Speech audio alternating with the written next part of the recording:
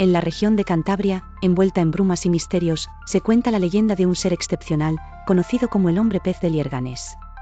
Una historia que ha resistido el paso del tiempo, viajando de boca en boca entre los habitantes de las verdes colinas cántabras.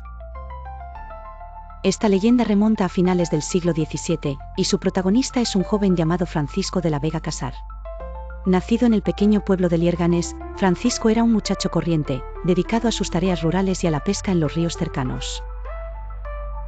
La historia cuenta que una noche, mientras nadaba en el río Miera, desapareció sin dejar rastro. La búsqueda fue intensa, pero infructuosa, y finalmente se asumió que el río lo había reclamado. 5 años después de su desaparición, en las costas de Cádiz, unos pescadores capturaron una extraña criatura. Al principio pensaron que era un pez desafiante y peculiar, pero al sacar la red a bordo, descubrieron que era un ser mitad hombre, mitad pez. Al principio asustados, los pescadores notaron la expresión mansa de la criatura y decidieron entregarla al convento local.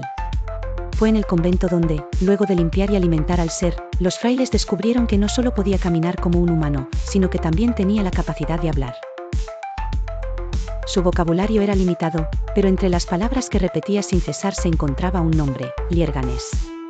Sorprendidos, los frailes comenzaron a indagar. Y tras varios meses de correspondencia e investigación, consiguieron conectar el nombre mencionado con el desaparecido Francisco de la Vega. Increíblemente, este hombre pez fue llevado de regreso a Lierganes, donde su madre aún vivía y fue testigo del reencuentro. Ella aseguró que aquel era su hijo perdido, a pesar de su extraña apariencia que ya no pertenecía del todo al mundo humano. Francisco, o el hombre pez, vivió un tiempo en Lierganes, pero no tardó en volver a desaparecer en las aguas, regresando al lugar desconocido del que parecía haber venido. Desde entonces, la leyenda del muchacho que se convirtió en hombre pez perduró en la cultura popular cántabra. Algunos lo recuerdan como un castigo divino o un milagro de la naturaleza.